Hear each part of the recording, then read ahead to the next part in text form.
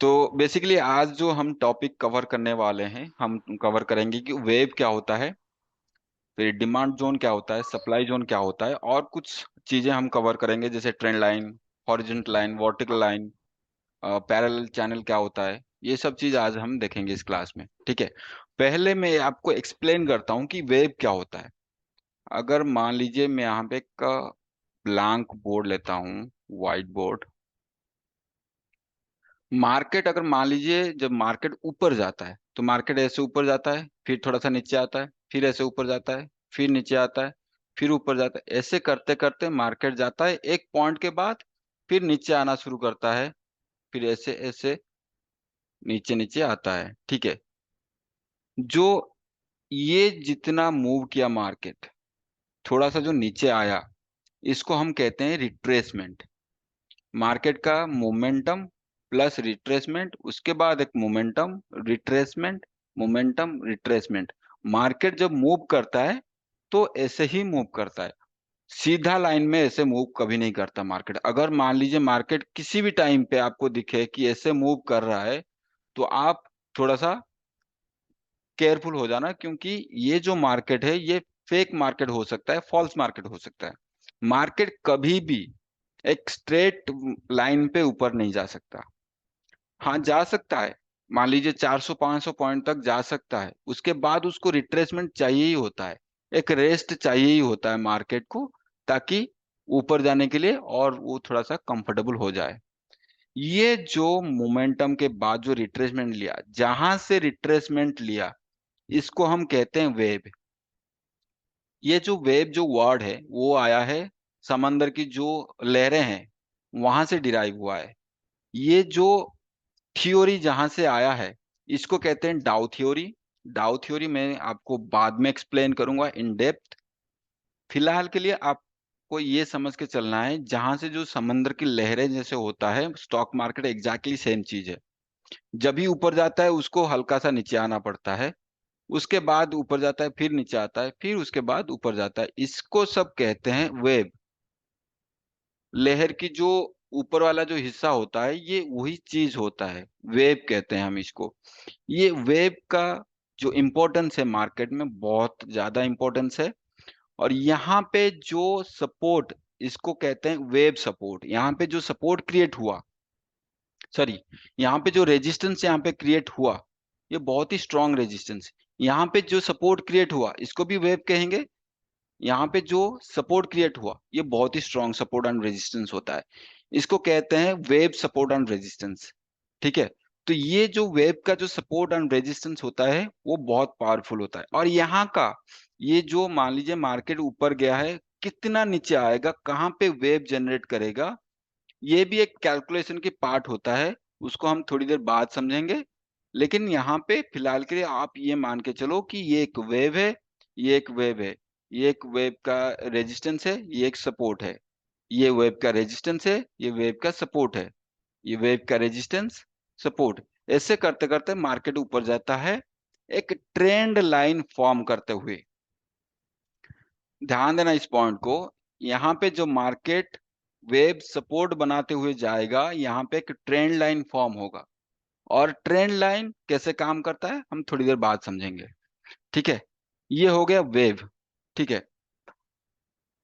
और अब समझते हैं कि डिमांड जोन क्या होता है, सप्लाई जोन क्या होता है। ये तीनों को जब मैं कवर कर लूंगा उसके बाद आपको ऑल टुगेदर समझने के लिए आसान होगा। ओके। डिमांड जोन वो होता है, मान लीजिए ये यहाँ पे एक पहले से रेजिस्टेंस खड़ा हुआ है। अगर मार्केट यहाँ से 500 पॉइंट से ज्यादा फॉल करता है, ये एक सप्लाई जोन हो जाएगा कि मार्केट यहाँ पे लोग अभी बाय करने में इंटरेस्टेड नहीं है, बस माल डंप कर रहे हैं, ठीक है। अगर 200 300 पॉइंट है, ठीक है, उसको हम सप्लाई जोन नहीं कहेंगे। लेकिन अगर 200 300 पॉइंट 500 पॉइंट से ज्यादा होता है तो उसको हम सप्लाई जोन कहेंगे। सिमिलरली अगर मार्केट नीचे आके यहाँ पे रुकता है, यहाँ से अगर 500 600 पॉइंट ऊपर जाता है, इसको हम डिमांड जोन कहेंगे। डिमांड जोन वो होता है जहां से या जहां पे लोग बाय करने के लिए इंटरेस्टेड होते हैं, या बहुत ज्यादा बाइंग होता है, उसको हम कहेंगे डिमांड जोन, जहां पे माल बहुत ज्यादा डंप होता है उसको कहेंगे सप्लाई जोन।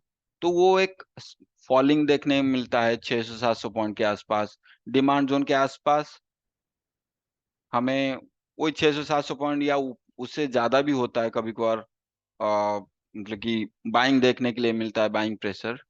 वो उसको हम अभी चार्ट में समझते हैं कि कैसे होता है। ओके, ये एक एरिया है। आई होप मेरा स्क्रीन विजिबल है। ठीक है। Yes, it is. ओके, ये एक सप्लाई जोन है। मैं क्यों इसको सप्लाई जोन कह रहा हूँ, ये जो एरिया पूरा देख रहे हो ये एक सप्लाई जोन है। पहले यहाँ पे मार्केट नीचे आने की कोशिश किया, आ नहीं पाया, ऊपर गया, फिर यहाँ से नीचे आया, फॉल करते हुए नीचे आया। अगर मैं पॉइंट्स की बात करूं, कितना पॉइंट्स मार्केट यहाँ से फॉल किया, अगर आप देखोगे 2566, मतलब 2500 पॉइंट्स मार्केट यहाँ से फॉल हुआ है। तो ये एक बहुत स्ट्रॉन्ग सप्लाई जोन है। जब भी मार्केट ऊपर जाएगा ये लेवल को डेफिनेटली वो रेस्पेक्ट करेगा। यहाँ पे आपको फॉलिंग देखने के लिए मिलेगा, क्योंकि ये इतना स्ट्रॉन्ग सप्लाई जोन है, उसको वन शॉट वो ब्रेक नहीं कर पाएगा। ऊपर जाएगा, ब्रेक करने की कोशिश करेगा, नीचे आएगा, फिर ऊपर जाएगा, ब्रेक करने की कोशिश करेगा, शायद नीचे आएगा, उसके बाद थर्ड या फोर्थ टाइम में शायद उसको ब्रेक कर सकता है, लेकिन उससे पहले नहीं। ये इतना स्ट्रांग है कि मार्केट को 2500 पॉइंट गिराने का एबिलिटी रखता है वो। ये होता है पावर सप्लाई जोन का। अगर सिमिलरली अगर मैं डिमांड जोन की बात करूं, अगर मान लीजिए इसको अगर मैं एक डिमांड जोन की तरह कंसीडर करूं, कंसीडर करने के पीछे रीजन भी होना चाहिए। रीजन क्या है? पहला क्राइटेरिया ये होना चाहिए, इस पॉइंट से इस पॉइंट का कितना है। 2800 पॉइंट मार्केट यहां से रैली दिया था, एग्जैक्टली इसी एरिया से 2800 पॉइंट मार्केट रैली दिया था। मैंने जैसे आपको बताया था कि market one shot straight way में ऊपर नहीं जाता है, मार्केट ऊपर जाएगा, करेक्शन लेगा, ऊपर जाएगा, करेक्शन लेगा, फिर ऊपर जाएगा। ऐसे करेक्शन करते हुए मार्केट ऊपर पहुंचा है। अगर आप यहाँ पे देखोगे, मान लीजिए अगर मैं कल का एनालिसिस करता हूँ, मार्केट एनालिसिस, ठीक है, ये एक लेवल है, मैं इसको ड्रॉ करूंगा, इसको ड्रॉ करूंगा, मैं इसको मार्क करूंगा डिमांड जोन।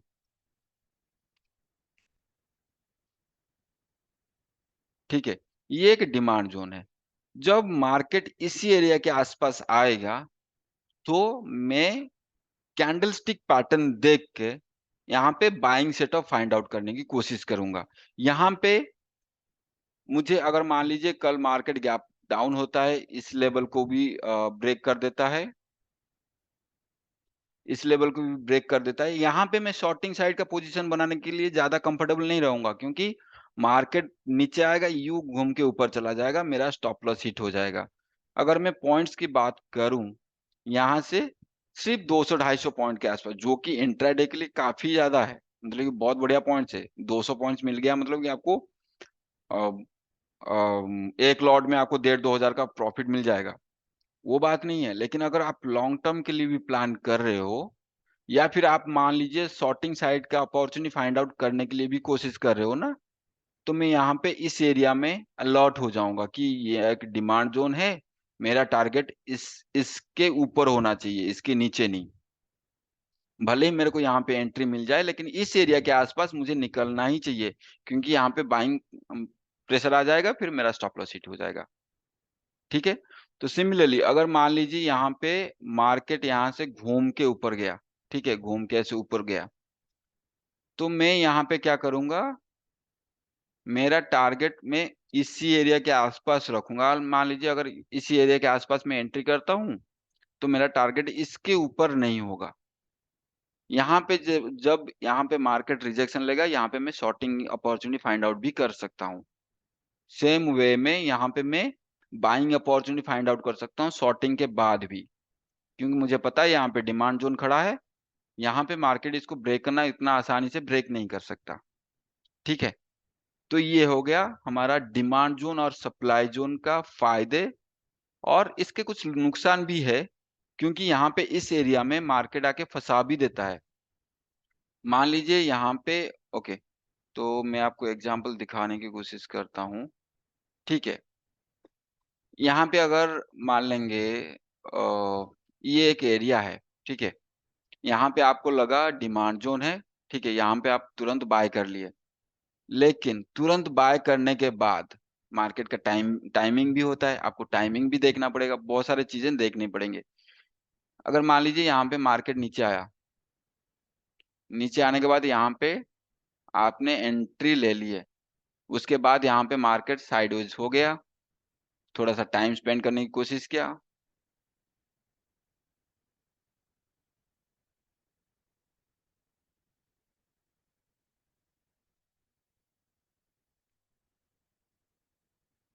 ठीक है, यहाँ पे आप जैसे ही यहाँ पे एंट्री करने की कोशिश करोगे, मान लीजिए अगर मैं देखूं यहाँ पे डिमांड जोन है, यहाँ पे एक रेड कैंडल फॉर्म किया, उसके बाद एक ग्रीन कैंडल फॉर्म किया, ये रेड कैंडल ब्रेकआउट होने के बाद में एंट्री ले लिया, लेकिन मार्केट फिर से नीचे आ गया, सेम एरिया पे यहाँ पे होल्ड करवा दिया।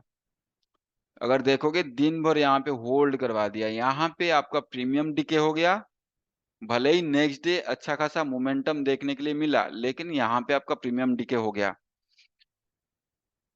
तो ये एक साइड इफेक्ट भी है, हर चीज का होता है साइड इफेक्ट, इसका भी है। लेकिन ये बहुत बढ़िया चीज है, जब आप एनालिसिस करते हो आपको हमेशा ध्यान रखना चाहिए कि मार्केट में डिमांड जोन कहाँ पे है और सप्लाई जोन कहाँ पे है।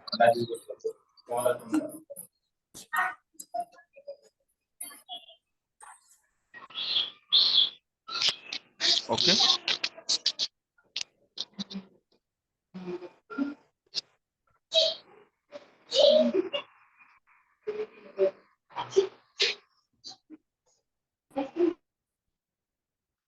ठीक है, अब हम देखते हैं वेब का जो सपोर्ट एंड रेजिस्टेंस कितना इंपॉर्टेंट होता है। वेब का सपोर्ट एंड रेजिस्टेंस क्या होता है वो पहले हम चार्ट पे देखते हैं। ठीक है, अगर यहाँ पे मैं देखूं मार्केट चलना शुरू हुआ है, हल्का सा रिट्रेसमेंट, फिर ऊपर गया, फिर रिट्रेसमेंट, फिर गया, फिर नीचे आया, ये जो बना इसको हम कहेंगे वेब का रेजिस्टेंस। ठीक है, यहाँ पे नीचे आया, यहाँ पे डबल बॉटम फॉर्म किया, उसके बाद ऊपर गया, ये जो हुआ इसको हम कहेंगे वेब का सपोर्ट। अगर मान लीजिए मार्केट यहाँ पे पहले यहाँ पे एक वेब का रेजिस्टेंस था, इस एरिया के आसपास अगर देखोगे, यहाँ पे मैं अगर लाइन ड्रॉ करूं, ठीक है, यहाँ पे एक वेब का रेजिस्टेंस था, यहाँ पे मार्केट ने रेजिस्टेंस लिया, उसके बाद नीचे आया, ये जो चीज होता है ये वेब का पावरफुल सपोर्ट एंड रेजिस्टेंस की वजह से होता है। अगर मैं दूसरा देखूं, यहाँ पे एक एग्जांपल के लिए मैं अगर यहाँ पे देखो मार्केट यहाँ पे ऊपर गया, यहाँ पे रेजिस्टेंस लिया, नीचे आया, फिर एक लोअर लो फॉर्म किया, फिर ऊपर गया, एग्जैक्टली अगर आप देखोगे उसी एरिया में रेजिस्टेंस लिया, नीचे आया। ये क्यों हुआ? क्योंकि यहाँ पे एक वेव का रेजिस्टेंस खड़ा था। ठीक है, और कुछ एग्जांपल्स देखते हैं। देखिए यहाँ पे मार्केट चलना शुरू हुआ, यहाँ से नीचे आया, ठीक है, यहाँ से नीचे आया, फिर ऊपर गया। जब ऊपर गया, इस एरिया के आसपास आपको रेजिस्टेंस देखने के लिए मिला।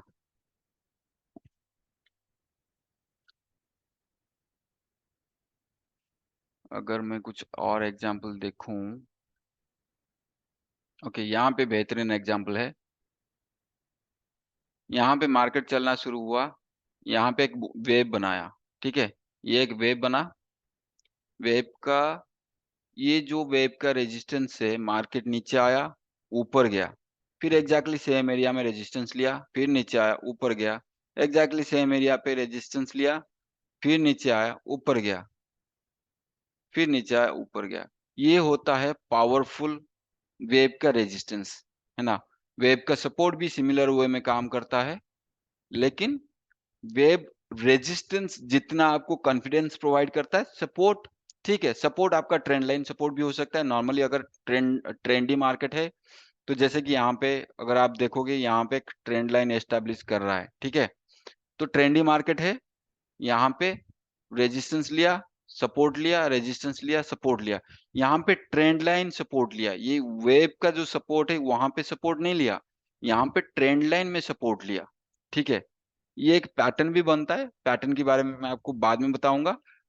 लेकिन ये है पावरफुल वेब रेजिस्टेंस, हम इसको कहते हैं। वेब का रेजिस्टेंस बहुत पावरफुल है, ठीक है।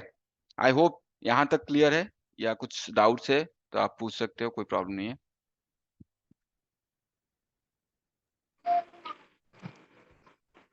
यहाँ तक क्लियर है। ओके, ठीक है। तो basically demand zone, supply zone, web क्या होता है और वेब का सपोर्ट रेजिस्टेंस क्या होता है, हम समझ लिए, है ना, कोई डाउट नहीं है। अब मैं कुछ लाइंस कवर करूंगा कि ट्रेंड लाइन क्या होता है, हॉरिजॉन्टल लाइन क्या होता है, वर्टिकल लाइन क्या होता है, पैरेलल चैनल क्या होता है। ये सब चीज हम आज देखेंगे, थोड़ा बहुत देखेंगे, क्योंकि वैसे जब मैं ट्रेडिंग व्यू कवर करूंगा, जब ये ट्रेडिंग व्यू में तो आता ही है, लेकिन मैं उससे पहले आपको ये सब चीज सिखाना चाहता हूँ, क्योंकि जब मैं एनालिसिस करूंगा आपको समझ में आएगा कि कहाँ से कौन सा चीज कहाँ से आ रहा है, ठीक है। पहले देखते हैं ट्रेंड लाइन। ट्रेंड लाइन क्या होता है? ट्रेंड लाइन कुछ नहीं है, बस एक लाइन होता है जो ट्रेंड को आइडेंटिफाई करने में हमको मदद करता है, ठीक है। अगर मान लीजिए यहाँ पे ट्रेंड लाइन का कुछ रूल्स भी होता है। ट्रेंड लाइन हमेशा 30 to 45 डिग्री एंगल के बीच होना चाहिए, ना ही उसके ऊपर ना ही उसके नीचे। अगर मान लीजिए यहाँ पे मैं एक ड्रॉ करने की कोशिश करता हूँ ट्रेंड लाइन, ठीक है। यहाँ पे एक ट्रेंड लाइन में ड्रॉ करता हूँ, ये कितना, ये 45 डिग्री के ऊपर है, लेकिन फिर भी ठीक है, ज्यादा नहीं। अगर मान लीजिए ऐसे ट्रेंड लाइन होता है, अगर मान लीजिए अगर ट्रेंड लाइन ऐसे होता है, तो वो उतना वैलिड नहीं होगा जितना ये ट्रेंड लाइन वैलिड होगा, ठीक है। अगर ये ट्रेंड ट्रेंड लाइन ऐसे होता और ज्यादा कॉन्फिडेंस प्रोवाइड करता, अगर ऐसे होता और ज्यादा कॉन्फिडेंस प्रोवाइड करता। ये ऑलमोस्ट स्ट्रेट लाइन हो जा रहा है, ठीक है। ये इतना वैलिड नहीं होगा। स्ट्रेट लाइन का हमेशा एक बेसिक रूल, थंब रूल आप याद रख लेना, 30 डिग्री to 45 डिग्री मैक्सिमम होना चाहिए, उसी के बीच होना चाहिए, है ना। ऐसा नहीं है, मैं ऐसा नहीं बोल रहा हूँ कि कंपास डाल के आप चेक कर लो कितना, और ना एवरेज आप अंदाजा लगा सकते हो ये कितना डिग्री एंगल बना रहा है। अगर मैं ट्रेंड लाइन के एग्जाम्पल देखूं, है ना, ट्रेंड लाइन का एक अच्छा वाला एग्जाम्पल देखते हैं, ठीक है। ओके, ट्रेंड लाइन जब आप ट्रेडिंग व्यू में जाओगे, यहाँ पे लेफ्ट साइड में बहुत सारे लाइंस मिलेंगे आपको। यहाँ पे trend line, horizontal line, horizontal रे, वर्टिकल लाइन, पैरेलल चैनल, ये सब चीज आपको यहाँ पे मिलेगा। इसका यूज कैसे करते हैं हम बाद में सीखेंगे, ये जो क्लास लूंगा ट्रेडिंग के लिए। लेकिन फिलहाल के लिए ट्रेंड लाइन कंसेप्ट समझने के लिए हम ट्रेंड लाइन यूज करते हैं। यहाँ पे एक ट्रेंड लाइन जाता है, ठीक है ना। ट्रेंड लाइन हमेशा आप याद रखना कि ट्रेंड लाइन ये लाइन को कितना बार टच कर रहा है, ठीक है। इस केस में क्या है ना, मार्केट यहाँ से चलना शुरू हुआ है, यहाँ पे सपोर्ट लिया है, फिर चलना शुरू हुआ है, यहाँ पे सपोर्ट लिया। ये तीसरी बार हो गया, पहला, first time, second time, third time. Third time के बाद ट्रेंड लाइन उतना कॉन्फिडेंस प्रोवाइड नहीं करता जैसे नॉर्मली करना चाहिए। थर्ड टाइम के बाद ट्रेंड लाइन ब्रेक होने का भी चांसेस है ना। यहाँ पे देखिए, यहाँ पे थर्ड टाइम में नहीं, लेकिन फोर्थ फिफ्थ टाइम के बाद ये ट्रेंड लाइन ब्रेक हुआ है, ठीक है, लेकिन ब्रेक हो गया। मार्केट अगर थर्ड लाइन सॉरी मार्केट अगर third time same trend line को टेस्ट कर रहा है, इसका मतलब मार्केट इसको ब्रेक करने का इंटेंशन में है। मार्केट ब्रेक करना चाहता है, ब्रेक डाउन, और मतलब आपको ट्रैप करने की कोशिश करेगा, ठीक है। हमेशा याद रखना, मैक्सिमम फोर्थ टाइम आप ट्रस्ट कर सकते हो ट्रेंड लाइन के सपोर्ट को, उससे ज्यादा नहीं। ट्रेंड लाइन क्या करता है? कुछ नहीं करता है, बस एक सपोर्ट प्रोवाइड करता है मार्केट को। मार्केट यहाँ से अगर चलना शुरू हुआ, यहाँ पे एक सपोर्ट प्रोवाइड किया, जब रिट्रेसमेंट हुआ यहाँ पे एक सपोर्ट प्रोवाइड किया, जब फिर से ऊपर गया यहाँ पे एक सपोर्ट प्रोवाइड किया, फिर से यहाँ पे सपोर्ट प्रोवाइड किया, 4 बार मतलब मार्केट कोशिश कर चुका है इसको ब्रेक करने के लिए, फिर भी ब्रेक नहीं हो रहा है। फिर ऊपर गया, फिर यहाँ पे सपोर्ट प्रोवाइड किया, फिर ऊपर गया, यहाँ पे मार्केट यहाँ पे ब्रेकडाउन दे दिया। अगर मान लीजिए आप ट्रेंड लाइन की भरोसे, ट्रेंड लाइन की सपोर्ट पे बाय होता है ना? ट्रेंड लाइन की रिजेक्शन से सेलिंग होता है।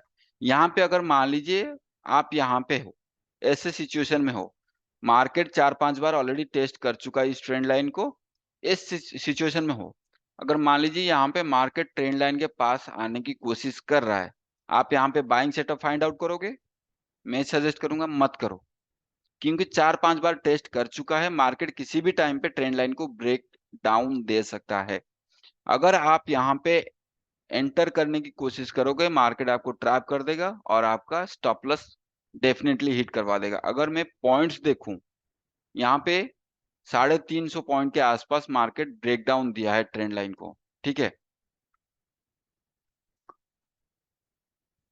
ओके, तो यहाँ पे 3-4 बार टेस्ट करने के बाद उसके बाद ट्रेंड लाइन आप उसके ऊपर भरोसा नहीं कर सकते हो। मान लीजिए अगर मान लीजिए ऐसे सिचुएशन में हूँ, या ओके, ट्रेंड लाइन का इश्यू ये है, इसका डेमेरिटी ये है कि यहाँ पे 2 बार कम से कम टेस्ट होना चाहिए आपको ट्रेंड लाइन फाइंड आउट करने के लिए। जब तक आपको पता लगेगा कि एक ट्रेंड लाइन बन रहा है, तब तक 2 बार टेस्ट हो चुका होगा, ठीक है? तीसरे बार या चौथे बार आप इसका फ़ायदा ले सकते हो। मैक्सिमम 2 बार आप इसका फ़ायदा ले सकते हो।